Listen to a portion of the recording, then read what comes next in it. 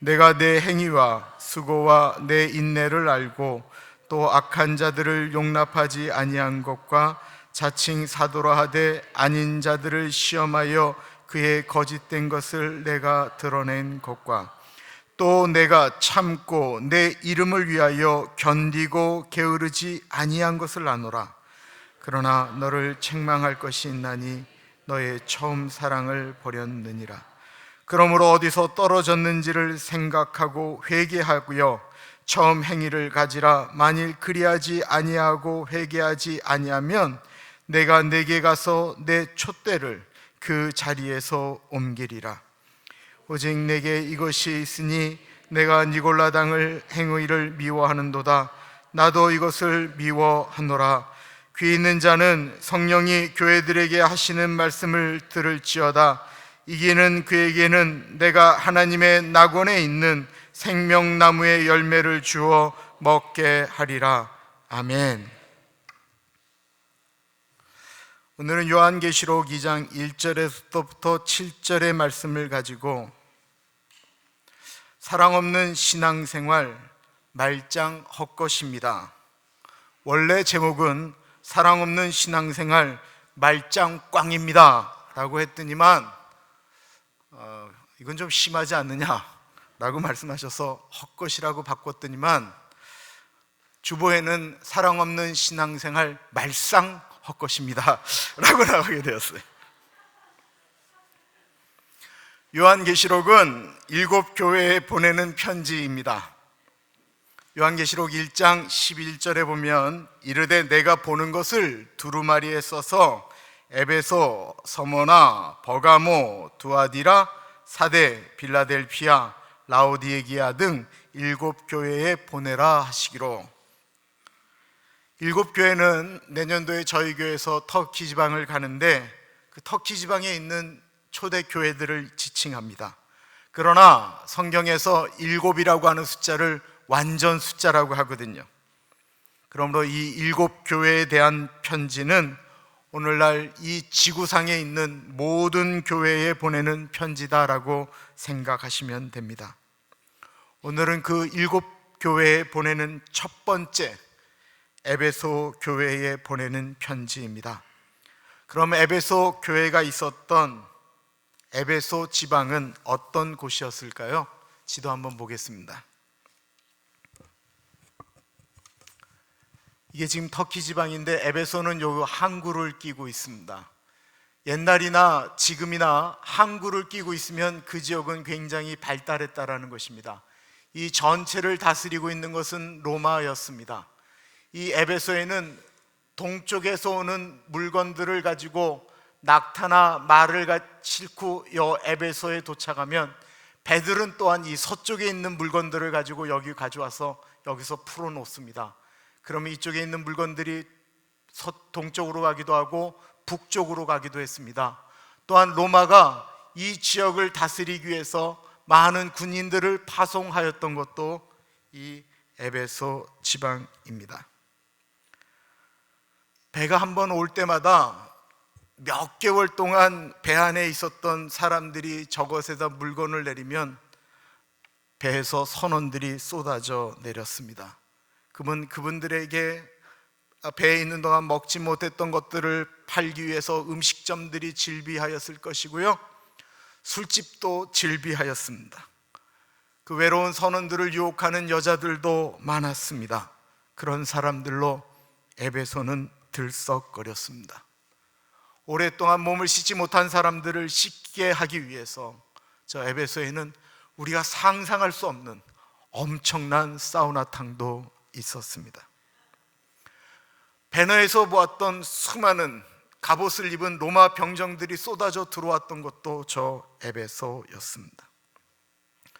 저 그리스, 마게도냐라고 써있는 데살로니가라 적이라고 얘기하는 그리스의 철학이 밑으로 내려와서 저 에베소에 모였고, 이쪽 예루살렘 쪽에서 올라오는 히브리 사람들이 갖고 있었던 철학이 저 에베소에서 모였습니다. 동과 서의 여러 가지 사상을 가진 사람들이 에베소에 모이기 시작했습니다. 그래서 저 에베소에는 셀수스라고 하는 전 세계에서 가장 큰 도서관이 있었습니다. 그 옛날에 파피루스에 쓰고 양패에 쓰고 이러는데 무려 장서가 15,000권이나 있었던 곳이 바로 저 에베소에 있었습니다.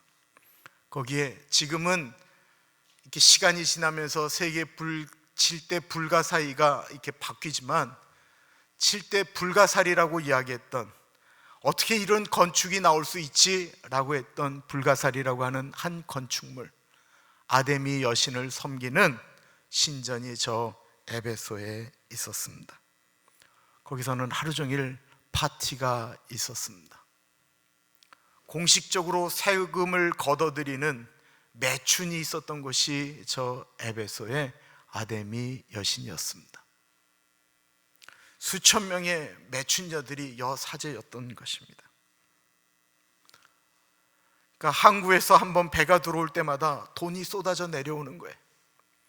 로마에 있는 유명한 장수들이 저기 올 때마다 수많은 돈들이 쏟아져 나왔어요. 에베소는 잘 사는 도시였고 한마디로 음란한 도시였습니다. 그런 곳에 교회가 세워졌습니다. 교회가 잘 되었을까요? 놀랍게도 그런 분위기 가운데 에베소 교회는 잘 되었습니다.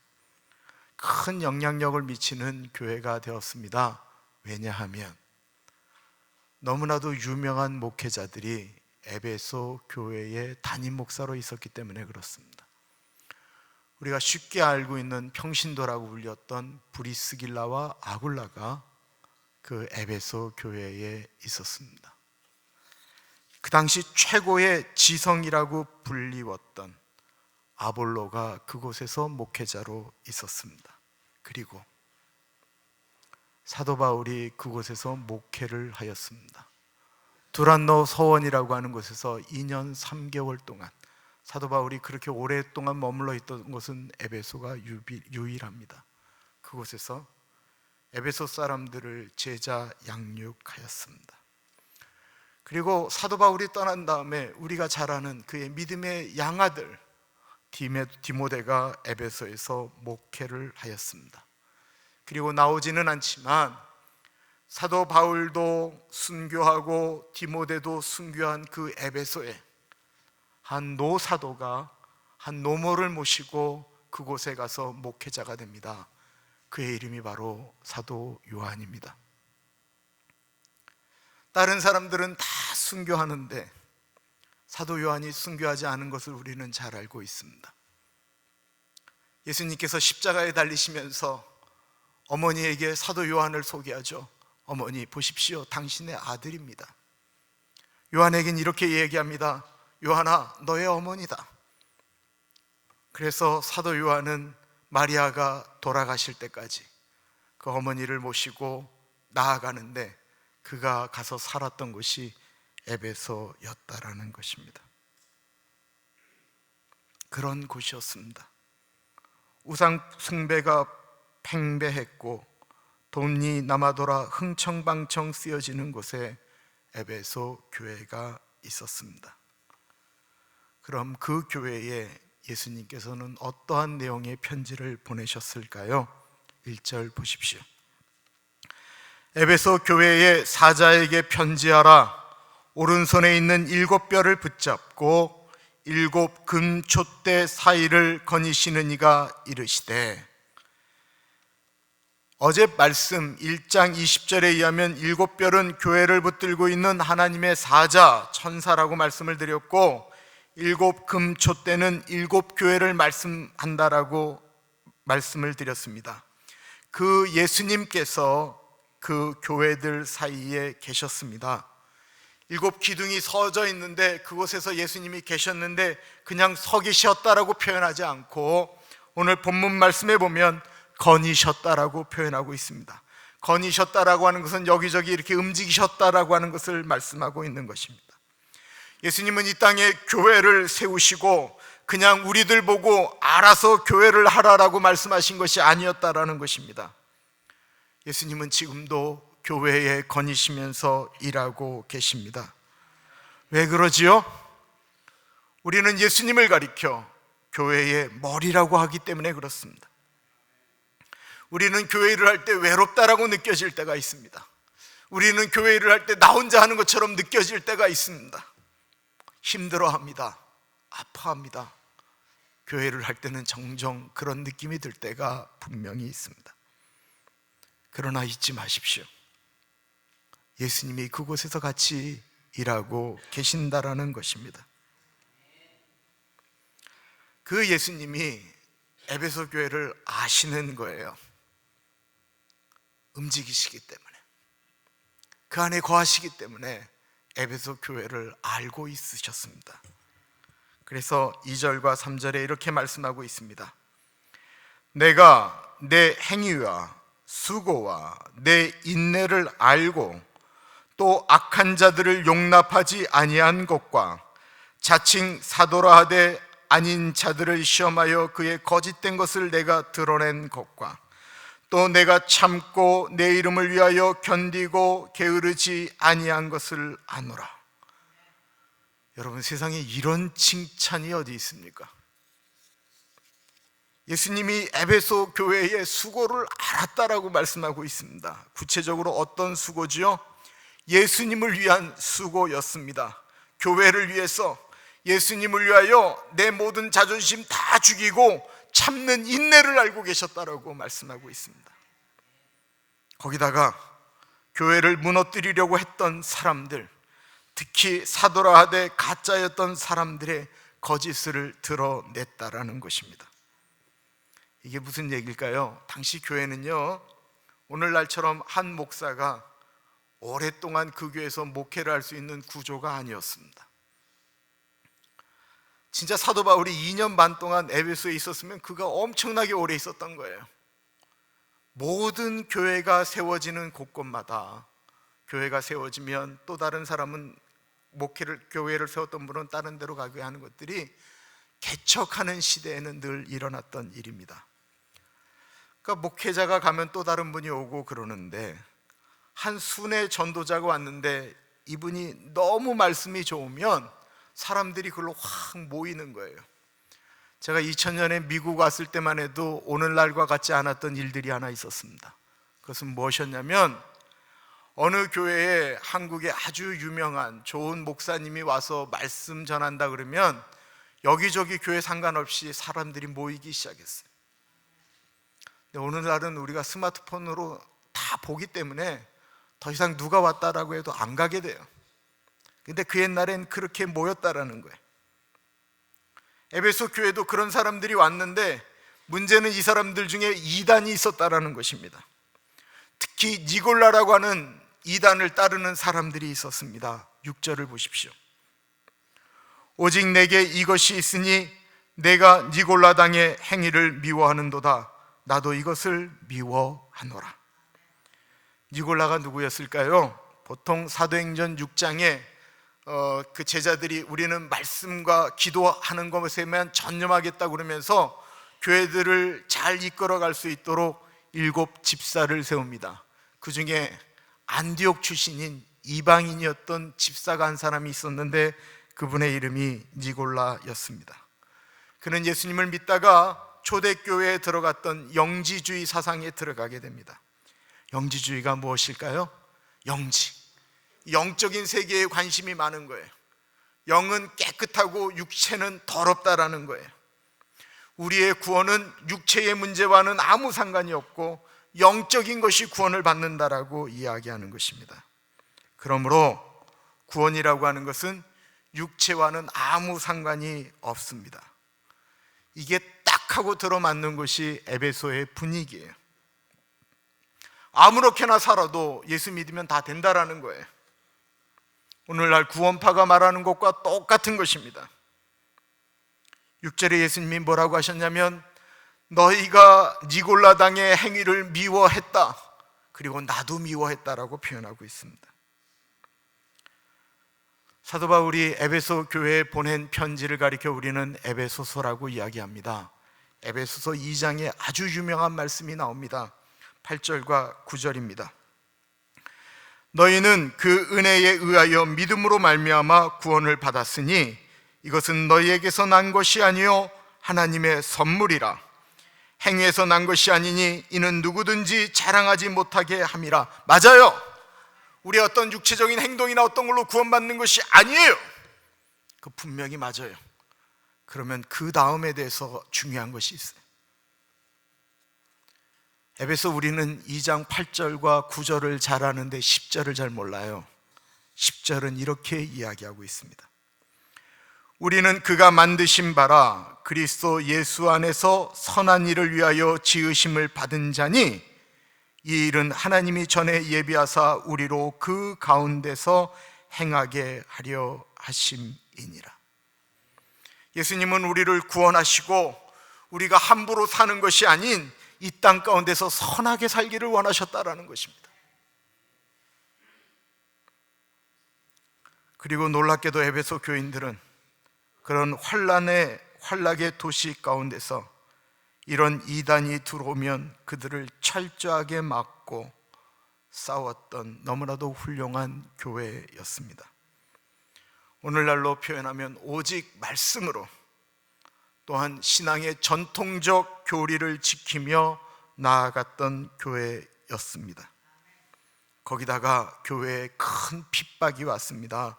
수많은 사람들이 예수님을 믿으면 죽음을 당하니까 그 예수님의 이름을 부인하고 배반하였습니다. 그런데 이 에베소 교회는 환난과 핍박 중에서도 이들은 내가 참고 내 이름을 위하여 견디고 게으르지 아니한 것을 예수님이 아셨다라고 칭찬하고 있습니다. 이들은 칼로 죽인다라고 하고 배고픈 사자에게 집어 던진다라고 해도 예수님 이름 붙들고 순교할지언정 신앙을 버리지 않았습니다. 세상에 이런 교회가 있을까요? 아멘. 권사님 가나안 교회예요? 아멘. 이런 신자들이 정말 흔치 않을 것입니다. 그런데 이런 에베소 교회에 예수님이 이 칭찬으로 끝나는 것이 아닌 정말로 하고 싶었던 안타까움이 있었습니다. 아니, 세상에 그런 교회를 보시면서도 예수님이 더 하실 말씀이 있을까라고 합니다. 우리 같이 3절 한번 읽어보겠습니다. 3절입니다. 4절 같이 읽어볼게요. 시작. 그러나 너를 책망할 것이 있나니 너의 처음 사랑을 버렸느니라. 아니, 이게 말이 됩니까? 예수님을 위하여 그렇게 애쓰고 수고하고 헌신하고 참고 인내하고 핍박을 견디고 라고 하는데 어떻게 사랑을 버렸다라고 표현할 수 있죠? 아니, 하나님에 대한 사랑이 없이 어떻게 이런 일을 할 수가 있겠습니까? 이들이 도대체 잃어버린 사랑이 무엇이냐라고 하는 것입니다. 보통 에베소 교회의 사랑을 잃어버렸다라고 얘기하는 그 스타트를 하나님의 사랑을 잃어버렸다라고 이해하면서 해석하면 어렵습니다. 사랑은 늘 두 가지로 나아가죠. 세 계명을 너희에게 주노니 하나님 사랑, 또 하나 무슨 사랑이에요? 이웃 사랑이에요. 형제 사랑이에요. 그런데 우리 예수 믿는 사람들이 형제 사랑을 잃어버리기 시작하는 순간 이게 괴물이 되기 시작해요. 바리새인들이 형제들에 대한 사랑을 저버리는 순간 그들이 하나님을 사랑한다라고 하는데 실제로 하나님의 사랑을 잃어버렸다라는 것입니다. 이 잃어버린 사랑은 이들이 칭찬받았던 대표적인 것들과 맞물려져 있습니다.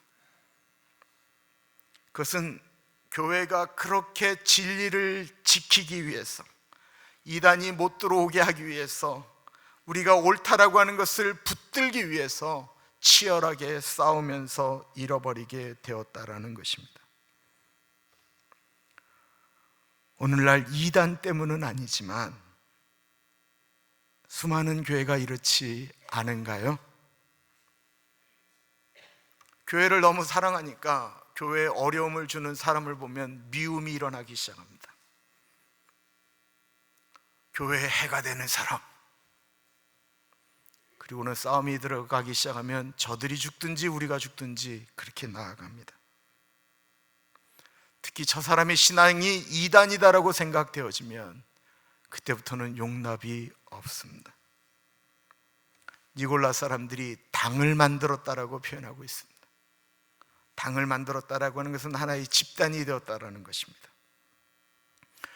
어느 날 장모집에 갔더니 니골라 당과 김 집사가 웃으면서 같이 밥을 먹고 있는 것입니다. 바로 가나안 교회 소문이 났습니다. 김 집사를 경계하라. 그럼 우리는 어떻게 해야 되죠? 기도해야 됩니다. 그런데 교회를 너무 사랑하는 분들이 가만히 있지를 못하는 거예요. 김 집사가 들어오는데 째려보기 시작합니다. 인사를 하는데 인사를 안 받기 시작합니다. 그가 무슨 얘기를 하는데 대꾸를 안 합니다. 살벌한 기운이 그에게 가기 시작합니다. 무슨 말을 해도 대놓고 무시하기 시작합니다. 김 집사가 나중에 그 상황을 알고 이야기합니다. 밥 먹자고 해서 밥 먹었을 뿐입니다.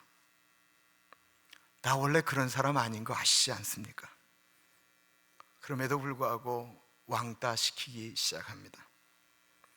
처음에는 오해라고 설명을 하다가 시간이 지나자 본인도 참지 못하고 특별히 갈구는 이 집사와 싸우기 시작합니다. 너만 예수 믿냐? 나도 예수 믿어. 너만 교회 사랑하냐? 나도 사랑해. 그리고 너 언제 집사 됐어? 내가 먼저 됐는데 말이야. 이렇게 싸우면서 그들은 하나님의 사랑도 이웃 사랑도 잃어버리게 되었습니다. 그런데 그들이 이런 자부심이 있습니다. 우리가 그래도 이단을 다 몰아내고 교회를 지켰다라는 것입니다. 하나님 사랑해서 그랬다라고 말씀합니다. 여러분, 그렇게 하나님을 사랑했다고 한다면 형제에 대한 사랑도 같이 가야 합니다. 처음 사랑을 버렸느니라고 할 때 이 버렸다라고 하는 것이 반복적인 것을 이야기하는 것이 너무 놀랍게도 아닙니다. 처음 사랑을 버렸다라고 하는 것은 과거의 단회적인 사건을 이야기합니다. 무슨 말이냐면 그렇게 단절한 후에는 다시는 사랑하지 않았다라는 것입니다. 그렇게 마음속에서 밀어낸 다음에는 다시는 용서하지 않았다라는 것입니다.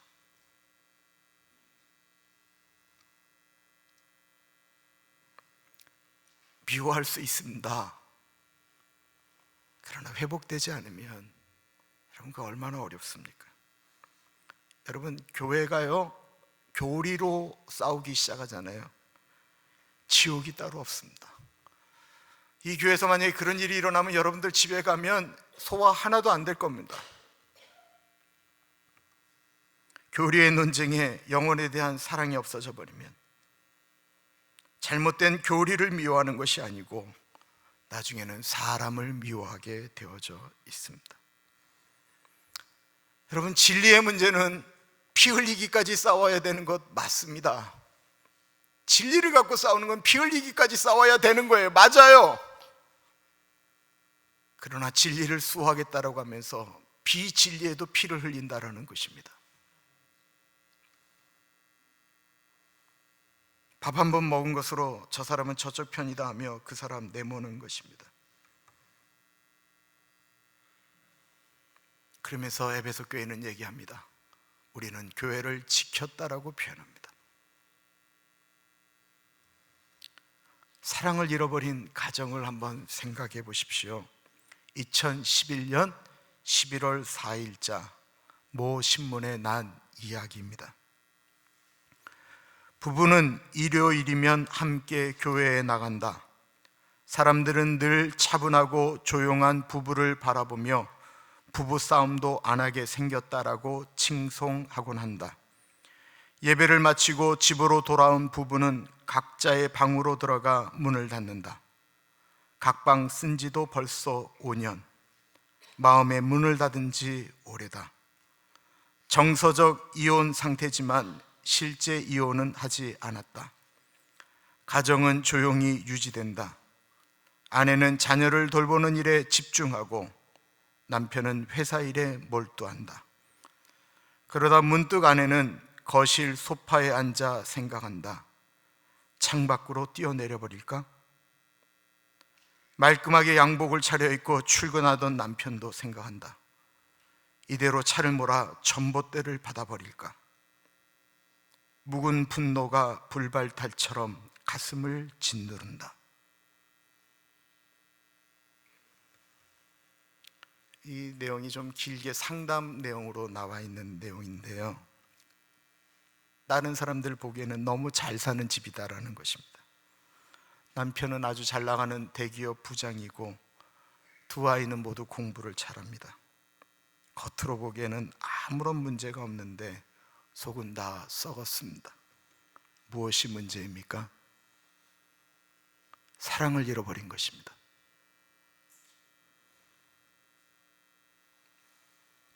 우리가 처음 예수님 만났을 때 그때 어땠습니까? 십자가만 생각해도, 예수님만 바라봐도, 교회만 생각해도 가슴이 떨려서 누가 나를 미워하던 다른 사람의 말에 흔들리지 않고 그 교회 사랑하면서 나아갔었습니다. 그때는 존귀 영광 모든 권세 주님 홀로 받으소서, 멸시천대 십자가는 제가 지고 가겠습니다 부르는데 자신 있었습니다. 그런데 예수님을 사랑한다라고 하는 일상 속에서 우리는 점점 더 사람을 미워하기 시작했습니다. 나와 다르면 틀렸다라고 말하기 시작했습니다. 더 놀라운 건 그런 마음을 갖고 있음에도 불구하고 교회 생활이 된다라는 것입니다. 신앙생활이 되어진다라는 것입니다. 교회가 그럼에도 불구하고 교회가 가고 있다라는 것입니다.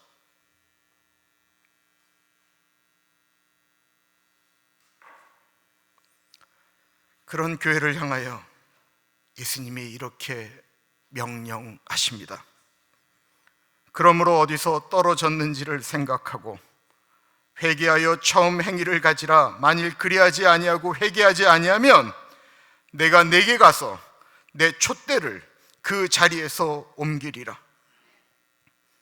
여러분, 7교회 중에 촛대를 옮겨버리겠다라고 하는 말씀이 다른 교회에 있는 것이 아니고 사랑을 잃어버렸다라고 이야기하는 이 에베소 교회에 있다라고 하는 사실을 알고 계십니까? 그 사랑이 어디서부터 떨어졌는지, 내가 어느 순간부터 이렇게 메말라졌는지, 어느 때부터인지 라고 하면 사람과 관련되어 있을 가능성이 대단히 높습니다. 그리고 그때로 돌아가 주님 앞에 나아갈 때 그 사람이 문제라고 이야기하기 전에 주님, 내가 문제입니다 라고 고백하는 것입니다. 이게 회개입니다. 메타노니아라고 하는 것은 돌아서는 것입니다. 처음으로 돌아가라고 말씀하고 있습니다. 처음 가졌던 마음. 우리는 자꾸 인간의 감정에 솔직하자라고 말합니다. 이건 마귀의 이야기입니다. 마귀는 늘 우리의 감정을 자극합니다. 하와가, 아담이 모두 처음 범죄할 때 그것에 넘어갔습니다. 내 마음 가는 것에 솔직하라고 이야기합니다. 그러나 사랑을 감정으로만 이야기하면 그거 어렵습니다. 여러분, 우리가 부부생활 오래 하면서 여전히 뜨거운, 감정적으로 뜨거운 부부도 있지만 오래된 부부가 사는 것은 맞춰가면서 삽니다. 이 맞춰가면서 산다라고 하는 것은 마음을 얘기하는 게 아니고 행동을 이야기합니다. 고린도전서 13장을 우리는 사랑장이라고 합니다. 여기에 마음은 다 배제되어져 있습니다. 내가 사람의 방언과 천사의 말을 할지라도 사랑이 없으면 소리나는 구리와 울리는 꽹과리가 되고, 내가 예언하는 능력이 있어 모든 비밀과 모든 지식을 알고 또 산을 옮길 만한 모든 믿음이 있을지라도 사랑이 없으면 내가 아무것도 아니요 내가 내게 있는 모든 것으로 구제하고 또 내 몸을 불사르게 내어줄지라도 사랑이 없으면 내게 아무 유익이 없느니라.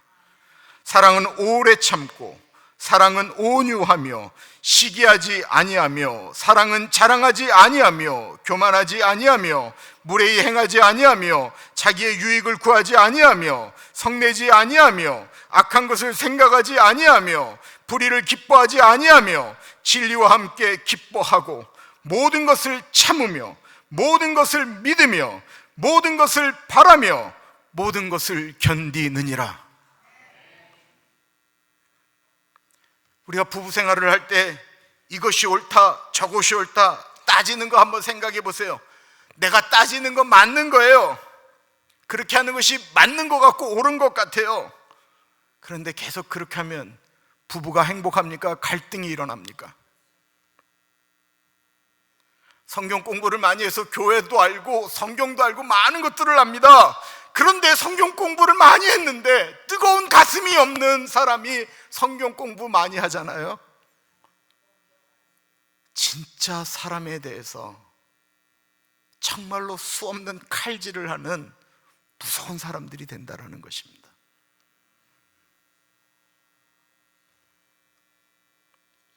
누가 누구를 감히 칼질을 합니까?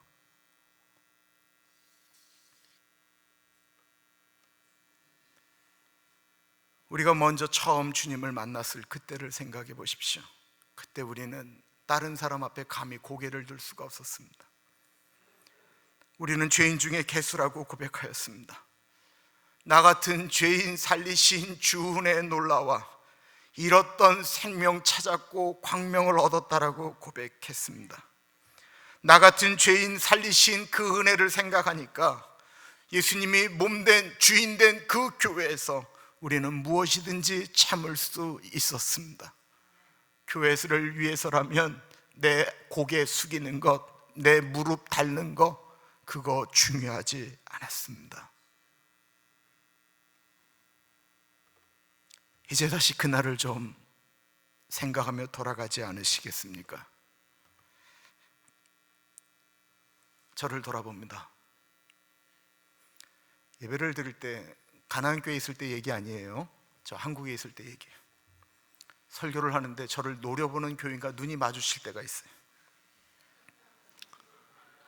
노려보는 정도가 아니고 째려보는 거예요. 그 눈빛이 뭔지를 내가 알아요. 그러면요, 그 앞에 서서 그 눈빛을 맞이하기까지 얼마나 많은 시간을 예수님 앞에 나아가야 되는지 모릅니다. 집사람하고 대판하고도 주일날 교인들 앞에 아닌 것처럼 서야 합니다. 아닌 것처럼 서는 것이 아니고 아닌 것으로 서는 것입니다. 왜요? 내가 그런 모습으로 여러분들한테 설교하면 내 안에서 나가는 것 독밖에 더 있겠습니까? 어떻게 이길 수 있습니까? 내 자신을 주님 앞으로 나아가는 것 외에, 내가 처음 예수님 만날 때 내가 죄인이었다라고 고백했던 그거 외에 무슨 방법이 있습니까?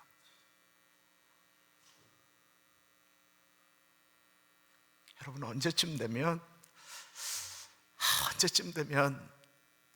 정말 우리가 사랑으로 우리의 고개를 좀 숙일 수가 있을까요?